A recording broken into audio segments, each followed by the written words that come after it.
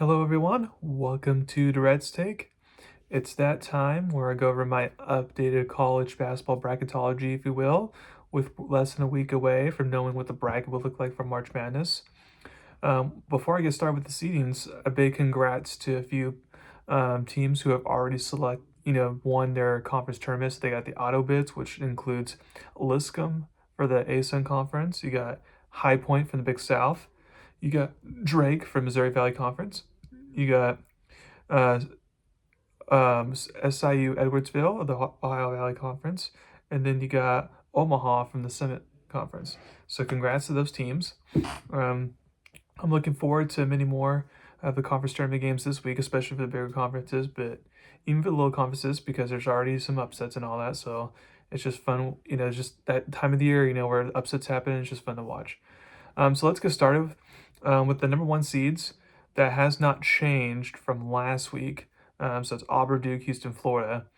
And then the two seeds I have being Bama, Tennessee, Michigan State, Texas Tech. Because even though Tennessee just beat Alabama recently, which jumped them up to a one seed, briefly because of Alabama's win at Auburn this past Saturday.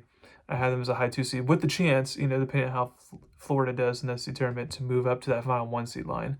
It's gonna be a little bit of battle there, and then as I mentioned, Alabama, Tennessee. Then the other two seats would be Michigan State, and then for the last two seed spot, I was debating, but because there are a couple different options you can go with, but I'm gonna go with Texas Tech, being and basically it was just because of their high net ranking. And then the three seeds, you got St. John's from the Big East, you got Texas A&M, you got Iowa State. So the injuries may cost Iowa, that they had throughout the season, may cost them for a two seed unless they go win the Big 12 tournament, but they'll still be a top three seed despite all the injuries they've had. And this Kentucky, same with them, the injury issues and all that. I feel like the committee didn't penalize them a month ago. Maybe I don't think they'll penalize them again. So I feel like get the final three seed spot. Although, depending on how they do the NCAA tournament and depending on how specifically Maryland does in the Big Ten tournament, with the way Maryland's trajectory is going upward, I can see Maryland overtaking Kentucky there for the last three spot. So then for four seeds, I got Maryland, Purdue, Clemson, and then I got Wisconsin, but they haven't been playing well as late. So we'll see if they can hold on to that four spot. Because five, you got Oregon, Arizona, St. Mary's, and Missouri. Missouri's kind of going downward of late, so we'll see how to do this tournament. Six seed, I got UCLA, Illinois, who are both on a good winning streak recently, and then BYU is on a very hot team. Then Louisville, who has been playing an easy schedule, so they could just continue to stack up wins. Seventh seed at Michigan, which is crazy because Michigan was like a four seed, just a week ago basically, but they're just in a rut right now. They lost like I think 4 games in a row now. They have not looked good whatsoever. Maybe a 7 seed's being too harsh for them. Like I was thinking 6 seed for a while. But I feel like since there's a bunch of Big Ten teams that are kind of 3 to 6 seed range, like one of them's gonna have to fall down to the 7 seed line, in my opinion, and I have that being Michigan here. Um, and then the other 7 seeds, you got Ole Miss, you got Kansas, and then you got Marquette. And then the 8 seeds, you got Mississippi State, who's kind of on a free fall recently, and then Memphis, UConn, and Creighton. And then the 9 seeds, you get Gonzaga, New Mexico from the Mountain West, and then Vanderbilt and West Virginia. Main reason why I went West Virginia for the 9 seed line is to have a 10 seed line is because of their good non-conference late. And then for Vanderbilt, I know they didn't play well this week, but like if you go back to the last 3 or 4 weeks in general, they've been playing really well. So that was a nice line. So then the 10 seed, you got Georgia, who's been on a 4-game win streak, who's taken themselves off the bubble. Arkansas, who's won a lot of games recently as well, and they kind of taken themselves off that bubble. Baylor, and then Indiana, and then for the 11 seed line, you got VC, who's projected to win A10, and then Utah State. Now the 10, at first I had Utah State on the 10 line, Indiana 11 line, but because of like trying to avoid rematches on that within conference, I switched to 2 there. So basically for the last 4 buys, if you will, it's Arkansas, Baylor, then Utah State, and then Indiana. So now it's time for my last 4 in and first 4 out. So my last 4 in will be San Diego State.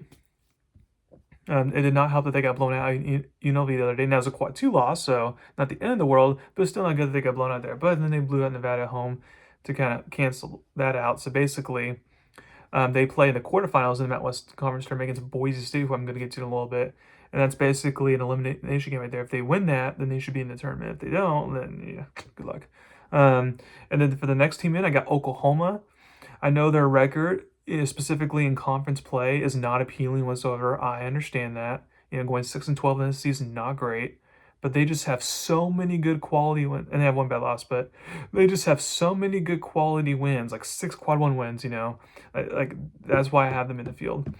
And then Ohio State as another team in, they have a decent net ranking, and again, like even though the record is not the best, they have 6 quad wins. They just have a lot of good wins on the market in general. So then for the last team in, um, out of all the options for me, even though Texas has been playing well, I'll still do Texas. But obviously, you can't have, um, but obviously with so many SEC teams already in the field, I feel like one of the 14 SEC teams they're like vying for the tournament is going to get left out. It's just going to happen. I already know it. So playing for that, I have Texas being that team out. So for my last team in, even though I wouldn't personally for me, I would have put them in if there was like a stronger bubble. Basically, I'm gonna have Xavier as the last team, partly because if they're hot, it's like they've won like 5-6 games in a row, and then again they have some decent wins. At Marquette, Creighton, UConn, like they have some decent wins there. So then for the first team, as I mentioned, Texas won. Then Boise State's the next one. They're lost at against Colorado State. To get swept by Colorado State's not ideal. So right now I have them barely on the outside. But again, if they can beat San Diego State in that Mountain West quarterfinal game, then the tide could turn and they can sneak in somehow. North Carolina's their team out. Duke. They were up at halftime against Duke at home. They had the chance to win and they didn't take care of business. So now for North Carolina, they have to win their quarterfinal game. They tournament. And then in the semifinals, they would play most likely Duke. And if they do get Duke for third time, they would have to beat Duke there in order to get in. And then last but not least, Colorado State as the last of the first 4 team out. They've been one of the hottest teams in the country as well. But because they do well in the non-conference, and if you're not a power conference team, non-conference, matters more than anything. That's why I have them outside looking, because they have a bunch of good wins within the Mountain West play, but outside of conference is just, not the best. But obviously, if they continue with their winning streak and they continue to climb up, I'm having a chance. Like if Colorado State can make the Mountain West title game, then that could be enough to get them in, so we'll see. As we saw last year with the committee, they didn't, despite a lot of good quality Mountain West teams, they didn't regard the Mountain West highly. So we'll see what they do this year for that. So that's my last 4 in: San Diego State, Oklahoma, Ohio State, Xavier, and first 4 out: Texas, Boise State, North Carolina, Colorado State. So we'll see how things go during the week. There's a lot of bid thieves out there. Like last year was a record amount of bid thieves. So I don't expect that this time around, but we'll see how many bid thieves are there this time around to knock some of these last 4 teams out and all that. So just keep your eyes glued to the TV and watch as many games as you can. And then I'll come back with my final bracketology predictions the night before Selection Sunday. So thank you very much for listening to my podcast today. Please comment on my channel and tell about me. Thank you very much. You have a wonderful day.